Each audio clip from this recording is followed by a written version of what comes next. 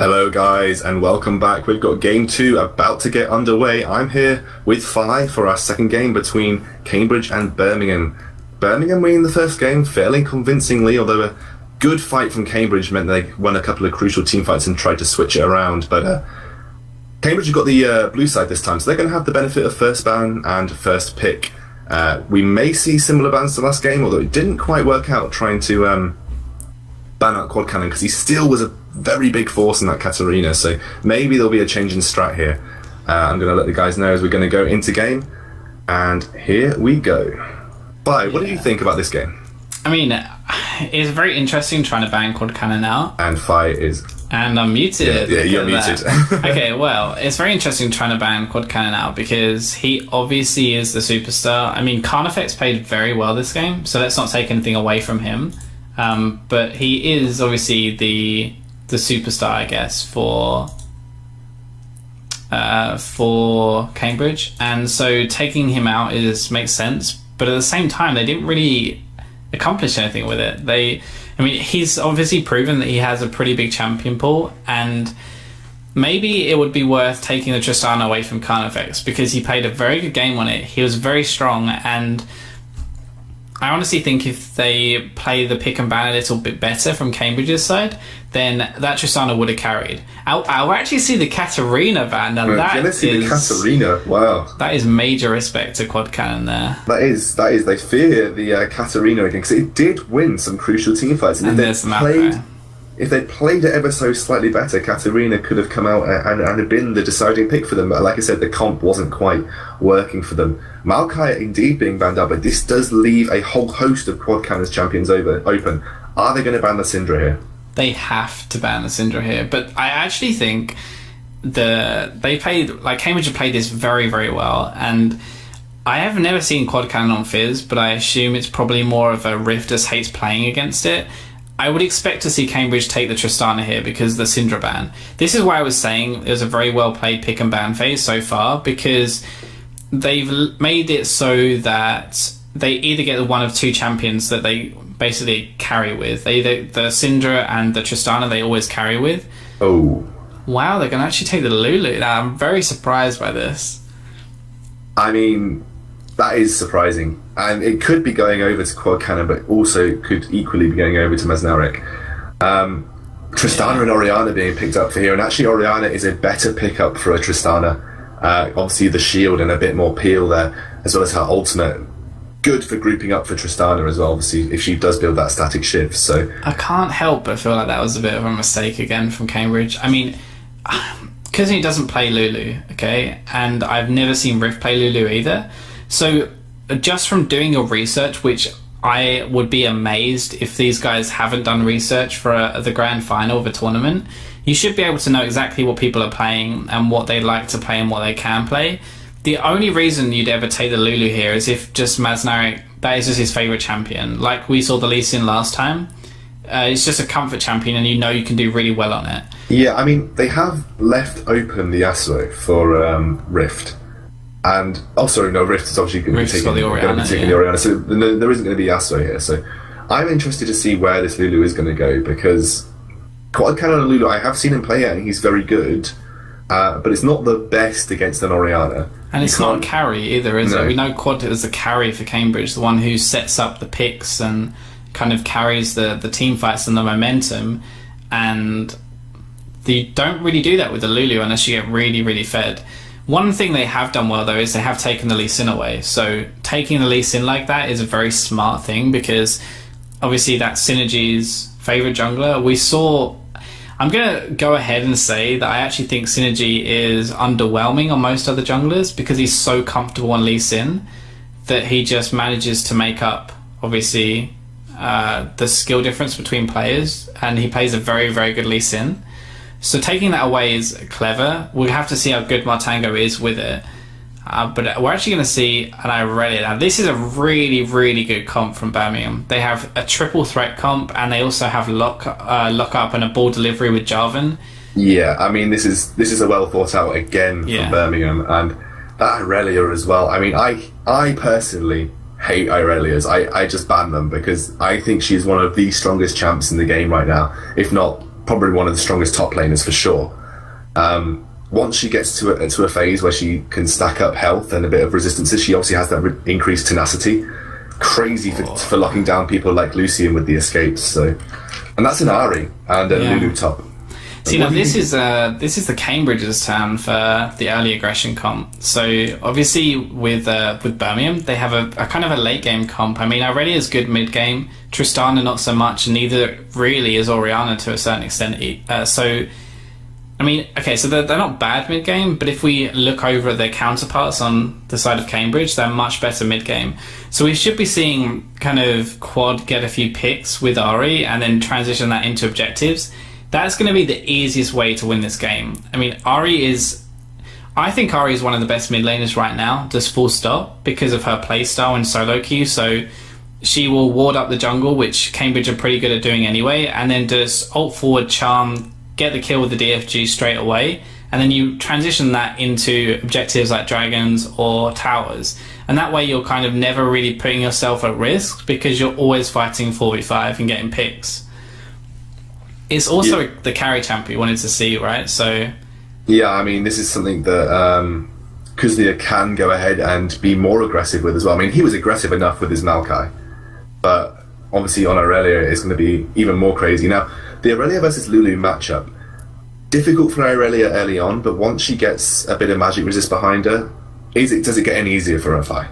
Yeah, I mean, the one thing that's good for Aurelia is that she can Blade Surge, which is her Q, to minions, and then get in range of Lulu, she can absolutely destroy her. So this is one of the situations where Jarvan is going to have a big impact in the lane, because if Aurelia can get ahead, and if Aurelia can get kind of over those first few levels, then she can seriously take over that lane. And there's one thing with Lulu is that because she's not a tank, and because she kind of builds offense is more expensive than defense. So when you're behind, it's much harder to build offense and still be relevant.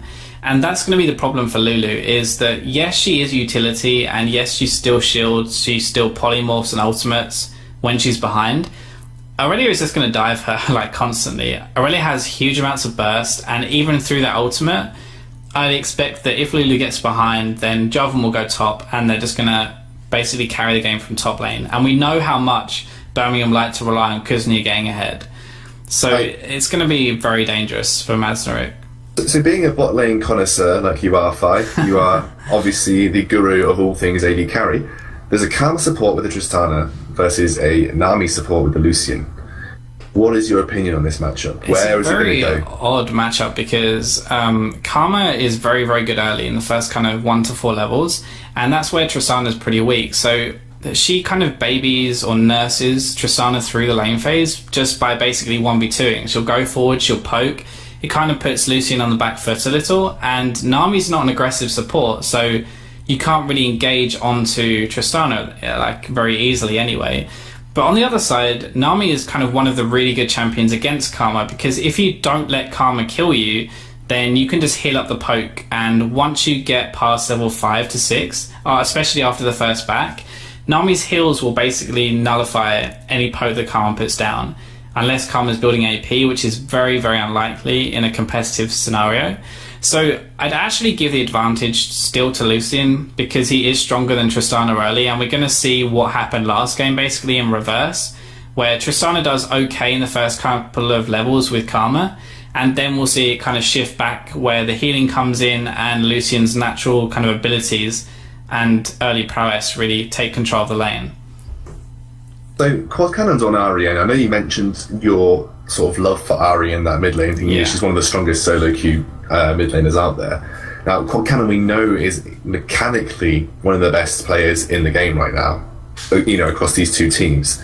And obviously to play Ahri to the fullest potential, you have to be mechanically sound. He's gone for the aggressive summoner, but actually, interestingly, Rift has also picked up the aggressive summoner on Orianna. So what are your thoughts about this mid lane matchup? Well, the only reason for Orianna to take Ignite in this matchup is if Jarvan's going to gank. Like, there is absolutely no reason to run that risk if you're not going to look to kill her. And Orianna really struggles to kill Ahri because, I mean, in the first couple of levels, if Ahri is very aggressive and tries to auto-trade you with a Q, then that's obviously very difficult for Ari to do anything about. I mean, there's not really much that... Oh, well, obviously Ori can deal with it very easily because she does shields, she uses her auto with her passive, and then she kind of goes in with her QW combo, and there's nothing Ari can really do. But once Ari gets level 6, how are you ever going to land your Orianna ultimate on her? She'll dash away with her ultimate, she'll dodge it, she'll dodge your QW combo, and you literally have no damage or real kill potential on Ari if she plays it properly. And knowing how good Quad is, as Rift, I would know that Quad is going to play that matchup properly, and I wouldn't expect to be able to kill her at all. The other thing is that, I mean, Lee Sin can insect you on Ori pretty easily because you're so immobile, and you can get ganked pretty easily as well, especially if you do unfortunately get charmed. So I'm surprised that she didn't take like an exhaust or a barrier here. But I mean, Ari after level 6 is probably going to struggle to kill Orianna if she doesn't land a charm, but I really don't see Orianna ever killing Ari. Yeah, I mean, it's a matchup that definitely goes in favour of Ari. She obviously has that ultimate, if timed properly, can duke out of the Orianna Shockwave too. I want to see this bot lane though. Blue Bear and Overload on the Karma Tristana. It's not something you see very often, and I'm really looking forward to it. Now, we've had the first game, there wasn't any level 1 action fight. Now that they've settled in, are we going to see something more risky? We're going to see them try and take some more advantages in the early game. I don't think so at all. I mean, both teams have a very standard level 1, I would say. Neither of them are fantastic. I mean, Karma's very good at level 1 because of her Q and her mantra especially. That actually does a lot of damage. Yeah. But then you have Orianna, who's average, I would say, doesn't do very well. The shield and the autos are good. Jarvan's useless. Irelia's not very good. Tristana's not great either. But on the side of Cambridge, the only thing you really have to lock someone down is the bubble. I mean, Ari can take charm, but that really screws her over in the early levels. And if Orianna knows you have charm, she will just push you into turret, and there's nothing you can do. So you're going to miss probably 3 minions at least, just for not having the correct spell, not having your Q. When this is a group up, there is a ward there. They are going to get caught out by that. Pings are going down. So we are seeing some level 1 invade action coming out. It does look like Birmingham are themselves going to react. But there are no wards. There are no wards for Cambridge, so they don't know there is a reaction. This is very strange. I said in the first game, right, the reason you don't invade is because trinkets are so early now that you can just go in and you can ward and you're never going to get in unseen. What Cambridge have actually done is they think that they've got in unseen. They think they got to the top brush in time. They didn't see the ward. I mean, it was placed like a couple of seconds before they got there, and Kuznia ran away. But they didn't see it go down. They don't know it's there, and you can tell because they picked up a sweeper deliberately for this invade. Is this Cambridge now picking out their strategy? They're now going to do what they did against Manchester. They're leaving their bot lane top, invading the red. Apparently. And putting Kuznia against a duo lane. I mean, this is a good way of shutting down the Irelia, but it says 2 things, okay? It says that it says one thing, they're really afraid of Kuznia, because there's no reason to do that. I mean, Lulu beats Irelia early, and Lucian beats Tristana early. So you're taking 2 winning lanes, and you're switching them around. You're giving Tristana free farm, and you're shutting down the Irelia in exchange. So instead of making the Tristana weaker, I mean, either they don't think they can beat Blue Bear on Tristana, but more likely they're just afraid of Irelia. But look how ballsy Kuznia is. He's just dived straight in. He's actually going to pay for this. He's going to get caught here. He has to burn his flash early on. Carnifex is getting a good amount of auto attacks down. I don't think he fully expected Dancing to take that bubble early on.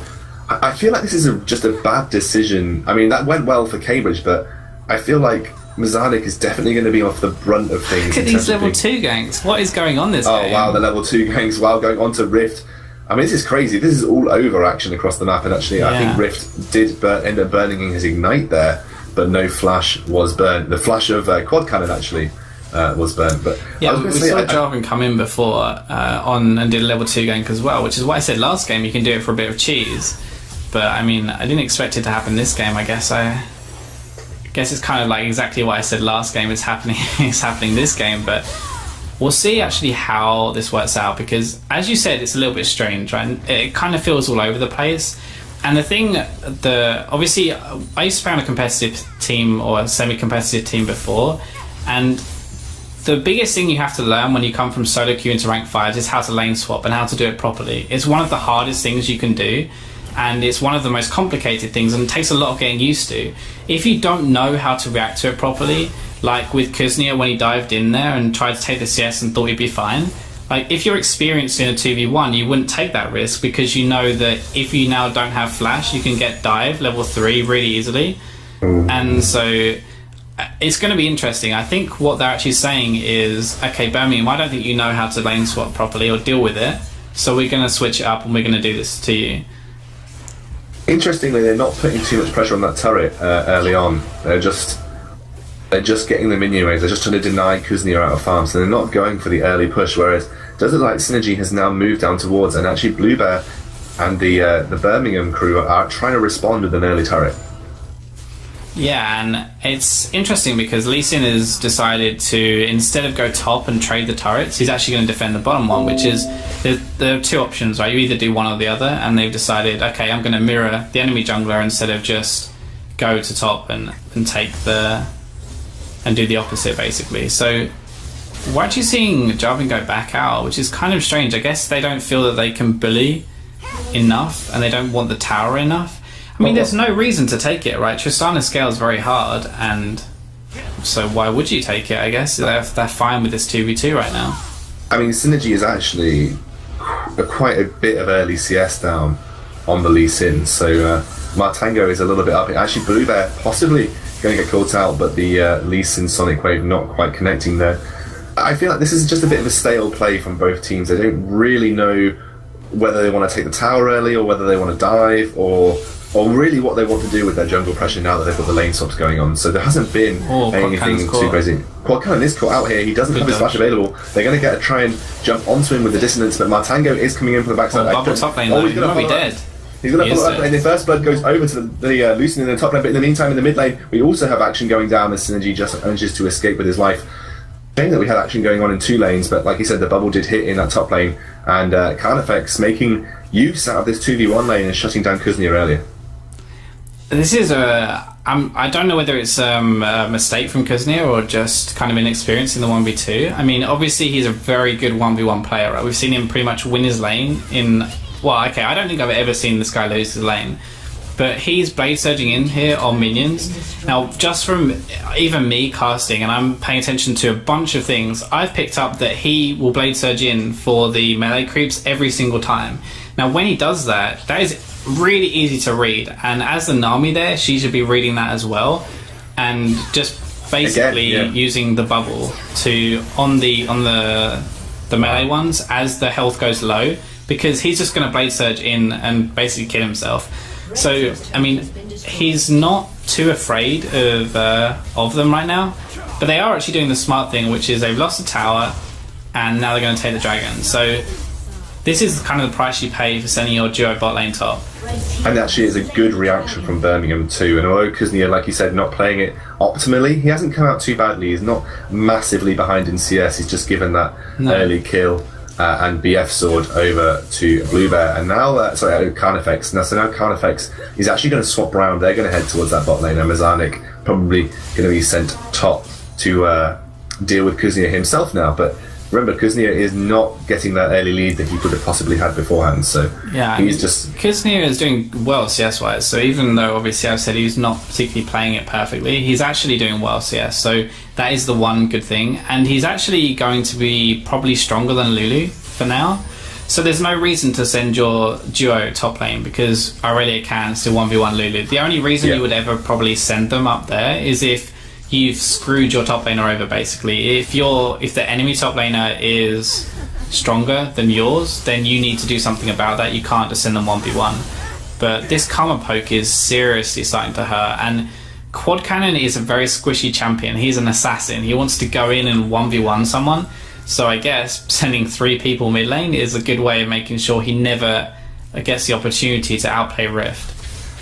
Yeah, so now they are going to start to pressure this mid lane, and it makes that Quad Cannon, obviously, like you said, it's not going to have that 1v1 time, which will be really key for him trying to get those kills and get himself ahead on the Ahri. But we could see some skirmishes early on, which with quad cannon and his ultimate, and if he plays it right, could go well in his favour. So it depends on how Rift plays the skirmishes though, because obviously Orianna excels in the early skirmishes because she has a lot of damage if she manages to land all of her abilities. Exactly, it's the AoE damage. So obviously all Bluebear being a little bit sneaky there, trying to pick up Dan Sim, but he's very smart there to run away. But so Ari can blow up one person, but obviously Orianna can do a lot of damage to a ton of people. So in the grand scheme of things, if you get the pick before the fight, Ari's better. But if you have a full-on team fight and Ori lands that ultimate, then obviously Ori's going to be... here we go, though. The focus here, the Knight comes down, he's going to be forced to flash out. He hasn't got his ultimate available, obviously, because he's only TP, though. Jump onto Quad Cannon. There's the ultimate from... No, the ultimate from Jarvan comes out, but Quad Cannon is still really low. The ultimate comes down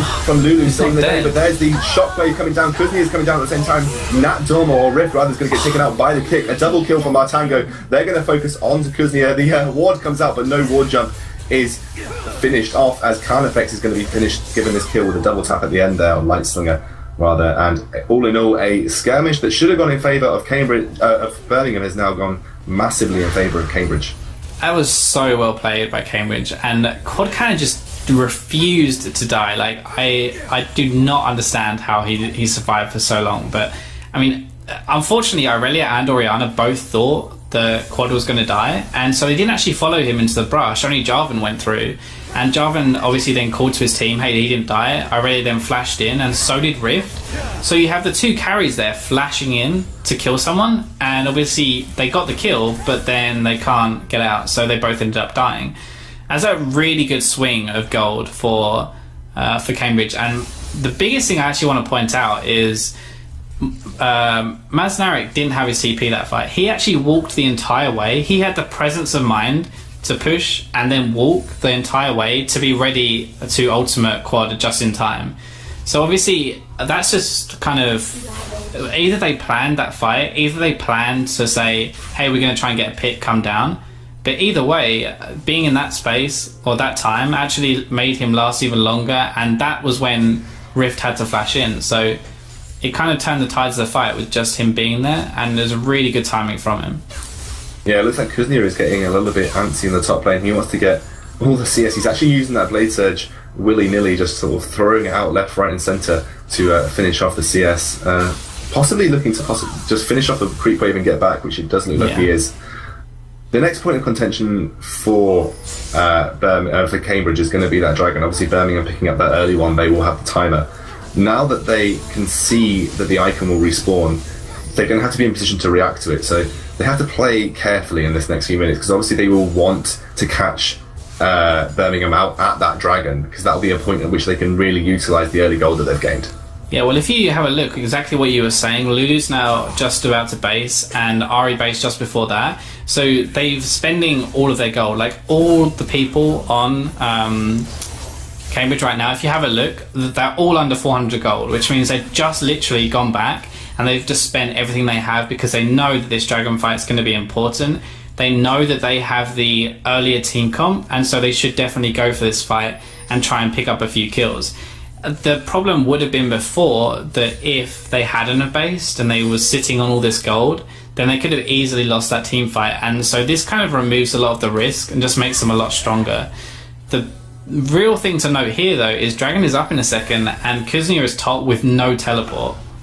Yeah, I mean, Kuznia is essentially saying that he values his farm and some solo experience time over this Dragon. Maybe he hasn't quite been communicated to his team as when it's going to pop.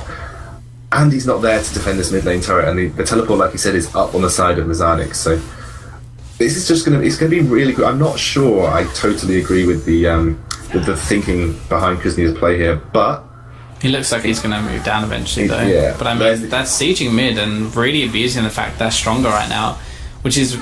This is I said last game, right? I said at the end, I don't particularly like Cambridge picking a late game comp, because I feel that Birmingham are very good at taking an advantage and snowballing with it, mainly through the vision, obviously, we talk about all the time.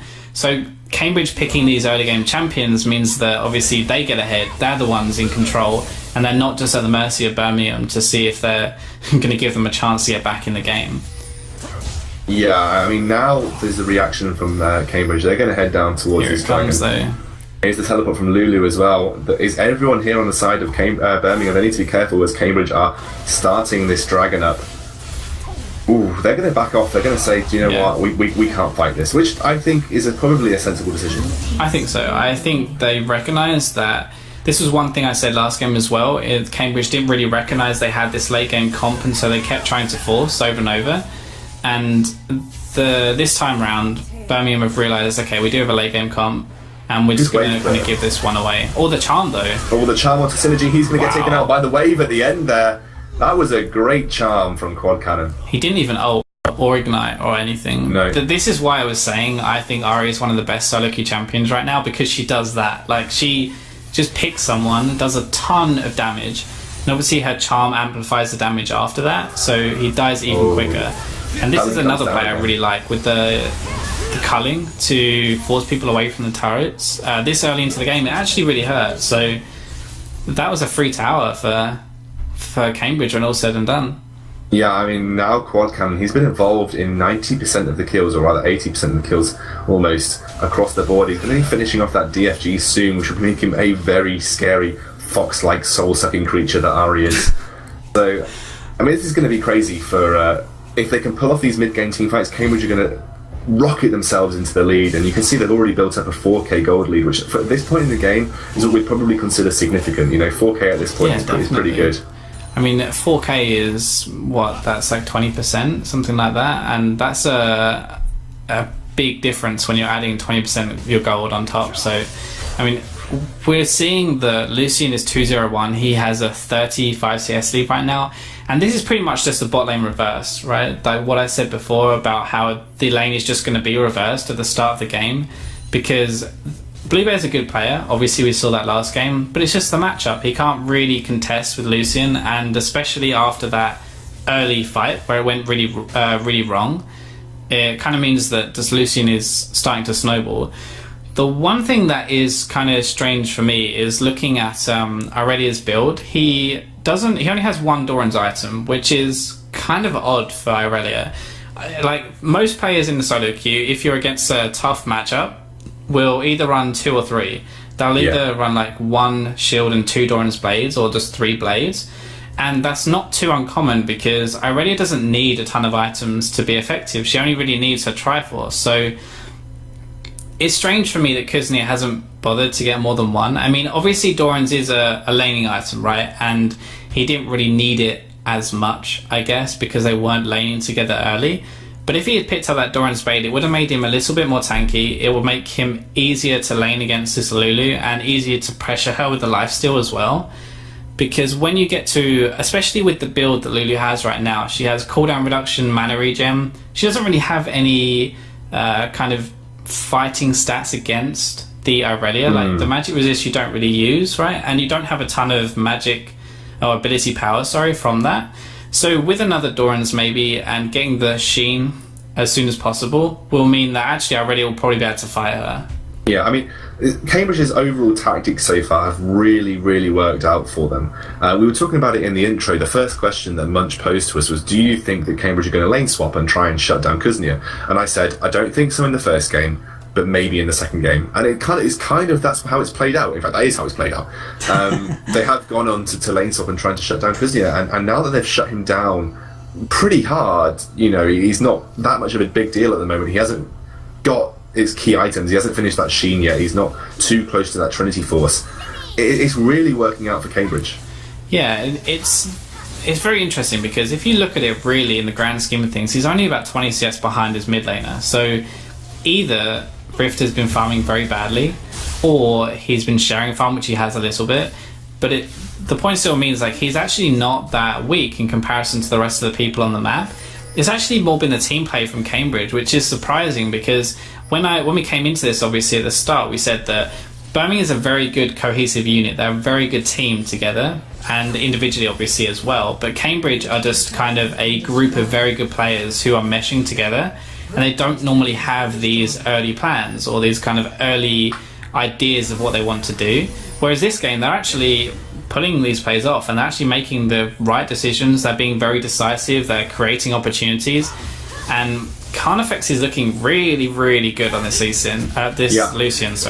Oh, here we go. The insect. Oh my god. Onto Blue there. He goes down. Dancing picks up the kill. The ultimate from Quad kind of manages to get the charm onto Overloaded. There's the ignite and the all the deception picking it up. That was an amazing Lee Sin play. Holy crap. Yeah, that was just. Jesus, take a bow, Martango. That was a great play. I mean, I said before, Synergy, he's a very good Lee Sin player, right? But he doesn't actually insect people a lot.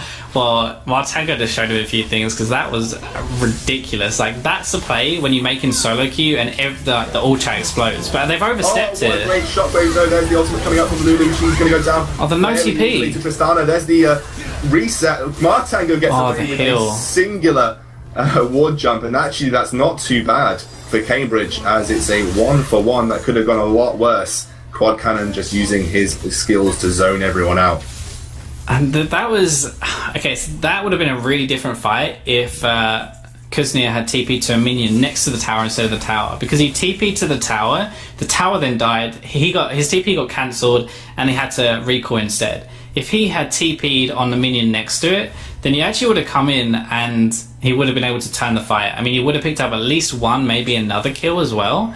So I can't help but feel that Cambridge got really, really lucky that didn't go badly. I mean, a 3-man shockwave under a turret, and they only lose one person. Like, really, that shouldn't happen. No, so, I mean that was a great shockwave, but yeah, like I said, there's not enough damage to follow it up right now, like you said, and that should have gone a lot better than it did.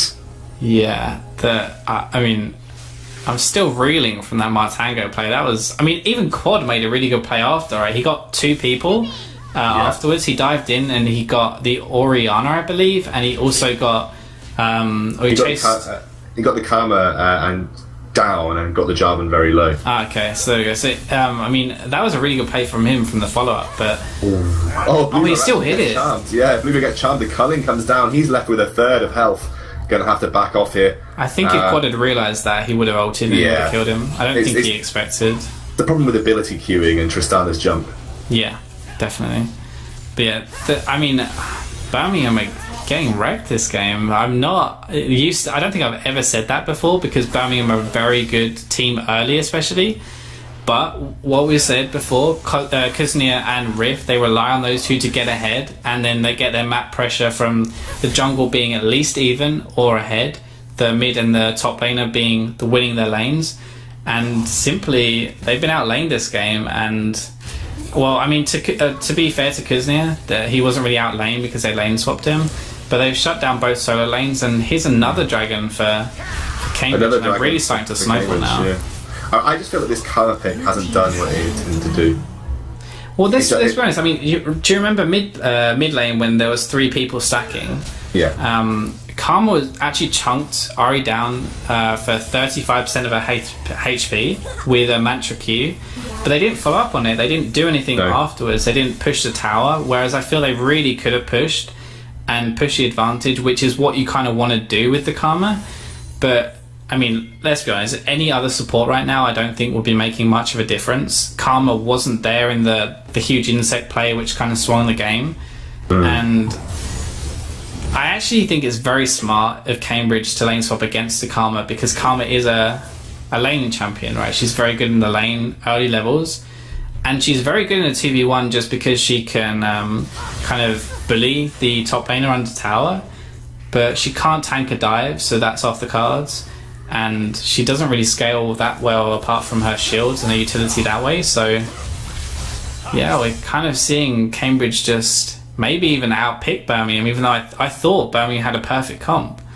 Yeah, Birmingham had a really nice comp, but like you said, the lane swap threw them until the individual play from Quad coming in that mid lane meant that he didn't get shut down. Looks like Kuznia is going to go hard onto Mazanik. The ultimate comes out from Mazanik as well. So that's an ultimate trade for an ultimate trade, but actually Kuznia, the healthier of the two after that trade.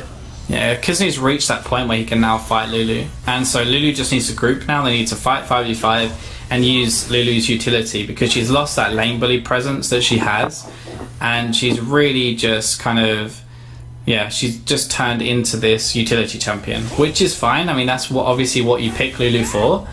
But you have to change your playstyle up now. I mean, you can't just keep letting Aurelia get stronger and stronger, because I do think that if this game goes to 50 minutes and they team fight, then Oriana's a better team fighter than Ari, just naturally.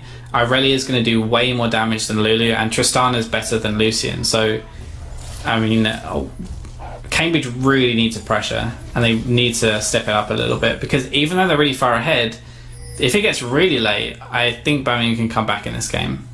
Yeah, and it's just the picks, obviously, for Birmingham all really spell out late game power. Yeah. But Cambridge, we saw them, they don't like to sit and rest on their laurels. They really do try and push for things, which is kind of the reason they sort of lost out last game. They didn't have the comp to be able to do that. They had to wait a little bit longer. They were too impatient. But with this kind of comp that they've got now, that impatience may pay off. But we're not seeing them do too much right now. So they're just sort of milling about at the moment. They're not committing to anything just yet, which, like you said, is just giving free gold that they don't really need to be giving over to Birmingham. Exactly. And I mean, the Tristana-Lucian matchup is actually very interesting, because Lucian now... Well, it's very interesting after the Lucian change. So, they kind of reworked him. They reduced his attack range. Well, what it means now is that kind of past your mid-game point, probably level 11 around this time now, Tristana's... Oh, you actually see him engage from Ari, but he missed the charm. Yeah. And bot lane, we're going again. Oh, yeah. Again, Mazanik is the lesser of the two in that engage there. He does have to be forced to use his ultimate. He's also the least healthy. He's definitely struggling against this Aurelia, who's ramping up now. Yeah, and we obviously saw that Cambridge recognised this, and they're trying to get the pick with Ari, but they couldn't get it, and so now we're actually seeing Aurelia just do very well. So what I was saying was, Tristana, with the range advantage, what she can do is she can land 1 or 2 autos with her Q active before Lucian even gets in range to do anything. She then ults Lucian backwards and then carries on attacking him because of her range. And Lucian, in theory, can actually never attack Tristana. And I've had it in solo queue so many times where I get beat in lane as Tristana, and then because I can abuse the range advantage in that way, you come back and you can still 1v1 him. So it's known as a Tristana syndrome. Something like that, yeah. It's where you do rubbish in lane and you end up just crushing the game, because she just scales so well with levels. Pretty much. This is obviously comes down to Bluebear though. If he's good enough to use his ultimate in that way and to use his Q at the right times, then he can easily 1v1 Carnifex. But because Carnifex is so much stronger right now, if he messes up even a little bit, then Carnifex is really gonna eat him alive, basically. But they really need to just fight, because they're ramping up so much right now. Yeah, it's definitely difficult, but I feel like there needs to be another flashy play from Martango to pull out another advantage. I mean, there's a bot lane open inhibitor. I don't know why they haven't just rotated bot lane, forced it, because they're just a stronger team fight at the moment. Well, apparently they don't think they are, because they're not doing it. But I mean, okay, so you kind of understand where they're coming from, right? Ari is a pick champion. She wants the pick, not the 5v5, which is what we were saying. But at the same time, you have to start forcing. And at the moment, it's really, here we go. This is kind of what they need to do. But they know. They know. I mean, there's another ward. It's going to be difficult. I think they need to force that bot lane inhibitor. That's there's no turret. There's no risk of diving. They can try and get a pick while they're trying to go, do that dance back and forth before the inhibitor, or they are just going to go and stack on this Baron. But there's wards there. And I think the Baron play is a mistake, because the easiest way of doing this, right, is to bait them in with no vision and then have someone tank it. But Martango is not very tanky right now. He's going to take a lot of damage from doing this. Yeah, and they get a free ward with the Oriana ball. Here we go. John's almost dead. Synergy. The culling comes out too. This is still going to be a possible steal though, as Synergy is still up and alive. They try and go on. Kuznia is trying to get onto Quad Cannon. There's the charm onto him. They look like taking the Baron very low. This is a bit of juke on that. Quad Cannon's getting caught out here. Quad Cannon's going down to Kuznia. Carnifex is going to be the next target. He's going to get locked up by the Karma. He's going to get used on the Mikhail's Crucible there. Kuznia goes onto Mazanik. He's going to get taken very low. Carnifex is doing a good job of kiting back, overloading he got it. Target. Synergy doesn't manage to get the Baron, as Martango manages to get the smite, and a double kill coming up. Carnifex, the flash! Great flash! He manages to avoid the Carnifex, what a beast! I think it's a pentakill. He manages to avoid the shockwave with the flash, but it's not a pentakill. Wow, Karma didn't die. Oh my god, Carnifex is so good at this game. It hurts how good this guy is. He's literally putting his team on his back right now. Quad made a really uncharacteristic mistake there. He used 2 charges, right, of his ultimate. He used one to escape the Jarvan after bursting, and one after the Aurelia. And then as he was about to run back to his team after the Aurelia Blaze surged, it actually timed out. So he lost the 3rd charge, and that's when he died. So he got stunned, and he just instantly blew up with the exhaust. But the other thing to point out, which you didn't actually see on stream, was Martango actually kicked Jarvan out of the pit. So Jarvan had to flash in he actually EQ'd because of the time, but he kicked him out when he thought he was going to burst the Baron, which is a pretty nifty play. Didn't actually pay off in the end, but he still managed to get the 50-50 smite, and Cambridge really took charge of this game right now. Yeah, I mean, that was... With Quad Cannon going down so early, that shouldn't have gone in Cambridge's favour, but Carnifex, just with some great kiting ability there, the flash out of the Orianna ultimate, just crazy. Carnifex, hands down, just carried that fight there. Yeah, he's playing really well this game. But I mean, honestly, Lee Sin's doing a very good job, and even Lulu with this 0-2-8, he's not really carrying this game. Mazak's had a very average game, I would say, but he's actually in teamfights doing very well. He's lasted when he probably should have died. He's using his ultimate correctly. The polymorphs are on point, as with the shields.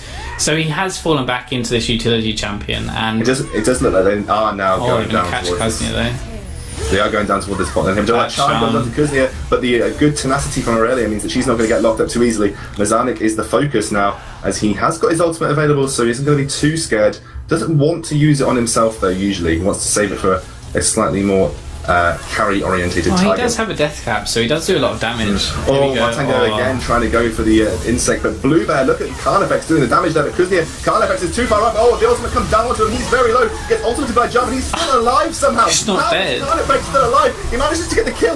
Wow, he's still alive! Manages to keep himself up, and that's a complete 3-0 for Cambridge. I don't know what happened there, but Carnifex did not go down.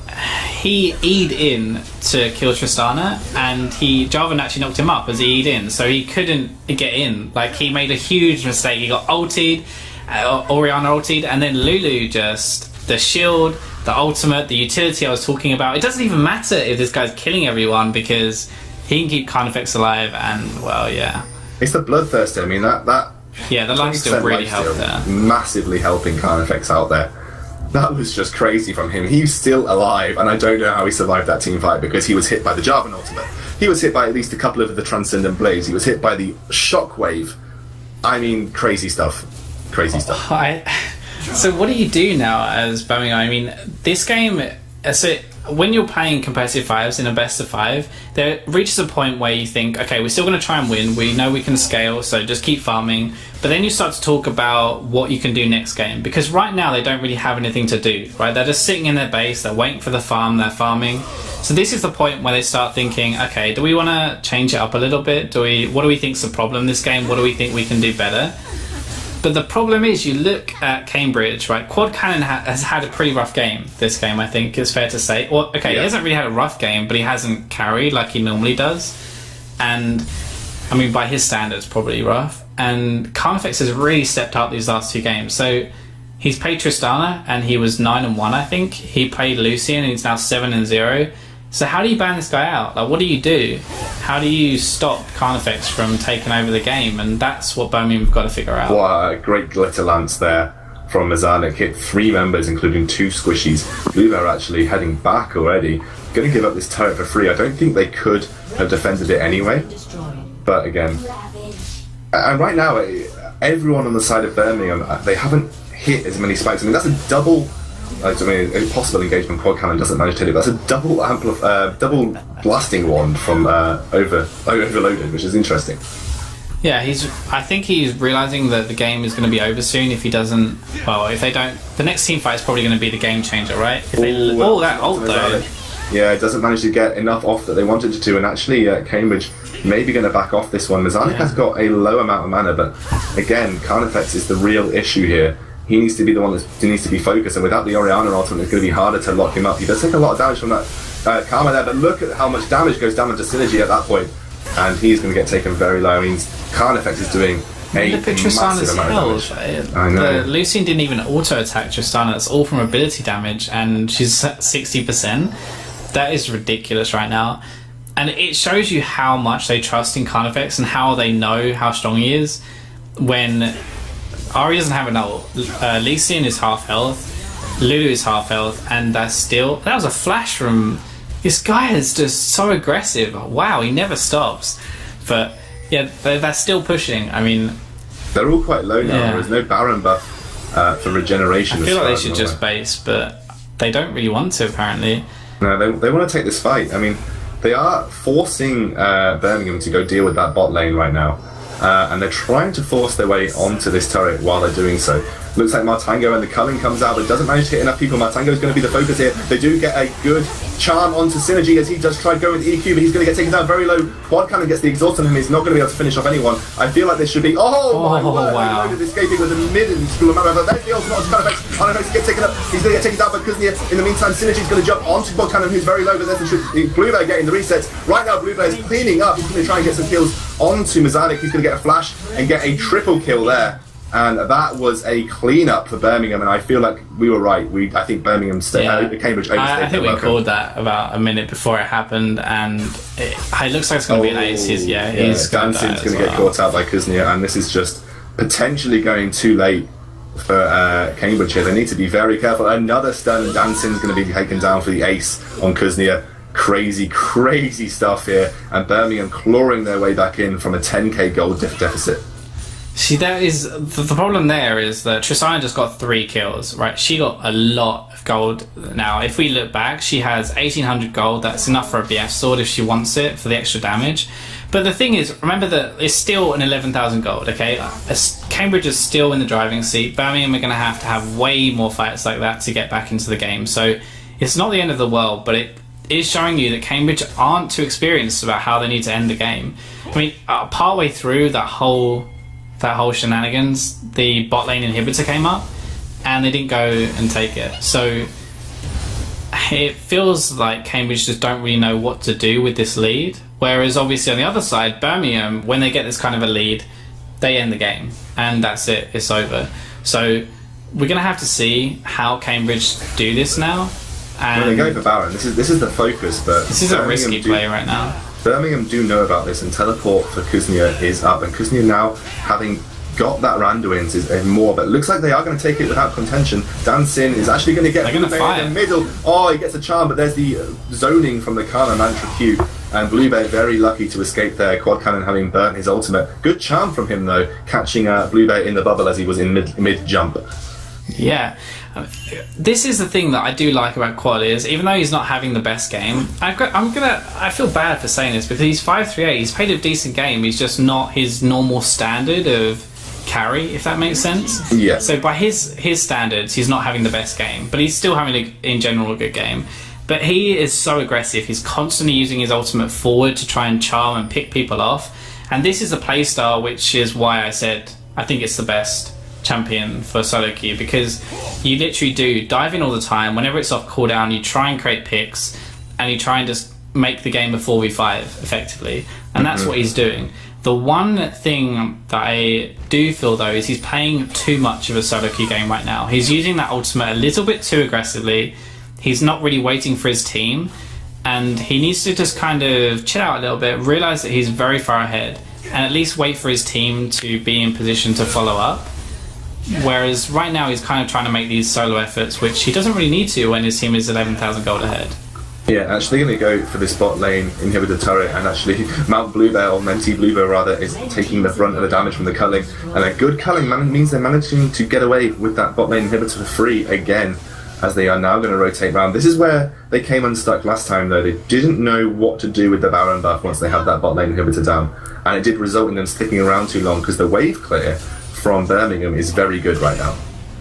Yeah, it is very good, and Ori's now got her death cap, which makes this very dangerous. Kuznia is getting big once again. He's got 3 items now, and this is what they tried to stop. This is why their early game was like how it was with the lane swap, and they've just kind of gone full circle anyway, and he's actually got really strong.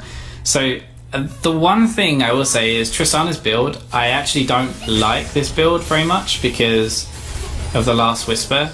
I'm keeping an eye out because it feels like there's going to be a fight here soon. Or actually the flash from Oriana. And now it looks like wow, Tonga. they're going to get engaged. And Martango gets taken very low again. Cambridge getting beaten down on the outskirts of the turret. Dancing could be the target here as the speed boost comes out from Kuznia. And again, Cambridge just not really knowing what to do when they're at the turret and getting taken too low. And hopefully maybe going to rely on the Baron buff this time to get the regen. Yeah, I mean, it was a good play, and if Ori didn't flash, then I feel like they would have picked up a kill. So I don't think it's too bad necessarily. They do have the Baron regen as well, and they obviously have the supers, but they just need to use the minions. Let the minions push bot lane, and then once someone is on that bottom side, that's when you want to dive. You don't want to dive before, there's no real point. But doing this, what they're doing right now, there is absolutely no point in doing this. They're not gaining anything apart from if they rotate mid now and try and pick up the mid lane turret, but they can't just push in and take Nexus turrets. They're way too close to the fountain. Yeah, I mean, and look at the wave clear. Once they clear those waves down, they're going to be stuck on that side of the map. And again, I feel like Cambridge are just struggling to know what to do with their advantage right now. And the wave clear is just trumping them, and they're really struggling. But again, Martango nearly at full health, so that Baron buff paying dividends for him in terms of health regen. Yeah, and what I was saying about the Tristana build, the last Whisper, the only person with armor really is Lee Sin. And yes, he is your target, but the armor penetration isn't really going to be doing much for you right now. Bloodthirster would have been way better. So again, it did pay off the pressure in the bot lane. Oh, good culling, and look how low Rift gets taken. He needs to be very careful as another inhibitor goes down here. They do catch up Jarvan here. Is there going to be an engage? Kuznia goes on to block and exhaust comes down. There's the ultimate from Lulu as Carnifex is in the front line, gets a ton of damage onto Bluebear. This is going to be very difficult for Birmingham to recover from, as no one's gone down yet. As they're going to force their way into this Nexus turret. It looks like Bluebear in the front line trying to do a damage. He gets charmed and the ultimate comes down, and a good amount of damage from Quad Cannon. So there's Bluebear going down Jennifer Lawrence, or rather Synergy's going to go down to Carnifex as they try and take down Kuznia too. He's going to be the target of the Lee Sin, but a good ultimate manages to pick up Quad Cannon, but it won't be enough as Rift is the target of Carnifex now. I don't think Karma and Oriana can hold on here, and they are going to try and finish the game out to level the series at 1-1. Birmingham 1, Cambridge 1. That was a very impressive game from Cambridge. Pretty much they turned it on. Their mid and their AD really stepped up again this time. I mean, I know the first game, well, basically every game we've seen so far from Cambridge, they're building these comps around the mid. They're building it around Quad and Carnifex, where they're picking champions for those two that can carry, and then they're picking 3 other champions who can complement and help them carry. So I'm not surprised because they've admit themselves that those two are probably their best players, and so they're just building comps around them. They're doing it very smartly, but honestly, I'm kind of disappointed because Birmingham had a really good comp. I honestly thought that they'd won the pick and ban phase, but the lane swap really turned the game around, so props to Cambridge for actually doing it. Yeah, I mean, it was just crazy, and Cambridge leveling the series, and we're going to have another round of our analysis test to bring you guys all of the action wrapped up in one nice piece of analysis. I was thinking of another word for analysis, but there is none. So I'm going to hand it over before I embarrass myself too much to our lovely, lovely eye in the sky, Munch. Thank you very much, Ex-Scoundrel. I'm back with myself, Asigalus, and of course Seal from Manchester Zero Penguins as well. We're going to head straight into the analysis.